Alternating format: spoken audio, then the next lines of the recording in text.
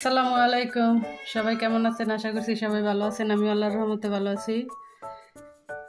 এই তো সোফার কাভারগুলো পাল্টালাম, আগেরগুলো ময়লা হয়েছে তাই ধুতে দিয়ে দিলাম। বিছানার চাদরটাও পাল্টিয়ে নিলাম, ল্যাপের কভার খুলে নিছি, এগুলো ধুবো। এখন রান্নাঘরে যাব, গিয়ে রান্না করতে হবে। আজকে আমি রুই মাছ দিয়ে বেগুন দিয়ে রান্না করব। অনেক দিন আগে শফিক ভাই এগুলো দিয়ে গেছিলো, রান্না করা হয় নাই, তাই আজকে এগুলো রান্না করব। আর হয়তো মেহমান আসছিল, মেহমানদের জন্য মাছ আনছিলাম। এই মাছগুলো ভালোভাবে ধুয়ে নিছি, এগুলো বেগুন দিয়ে রান্না করব। বেগুনগুলো এখন কেটে কুটে নেই। বেগুনে পোকা হয়েছে, বেছে নিতে হবে। এইখানে আবার হয় না, এগুলো ভালোই।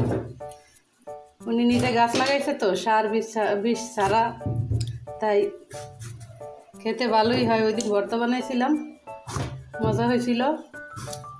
আজকে এগুলো রুই মাছ দিয়ে রান্না করব।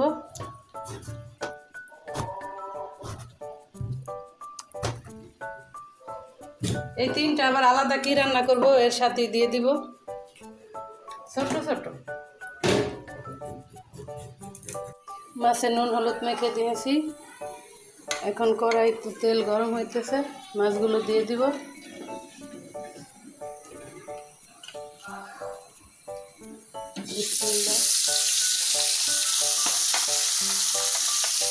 এগুলো সবই পরিষ্কার করা হয় প্রতিদিন।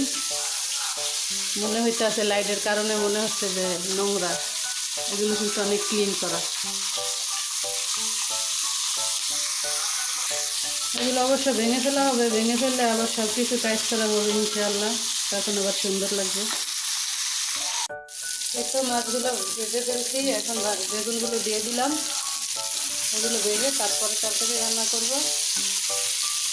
আসেন আমরা ময়নার কিছু কথা শুনে আসি। ময়না অনেক কথা বলে, সব কথা বোঝা যায় না, কিন্তু অনেকগুলো বুঝি। এবার আমাদের ঘরে সবার নাম ধরে ডাকতে পারে, অনেক অনেক কথা বলতে পারে। তরকারিটা হয়ে গেছে, এখন আমি ধনিয়া পাতাগুলো দিয়ে দিব।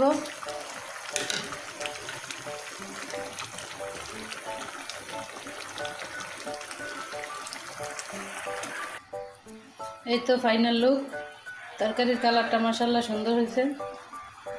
আজকে মা রান্না থেকে ছুটি নিছে, মা একটু অসুস্থ, তাই আমি রান্না করতেছি।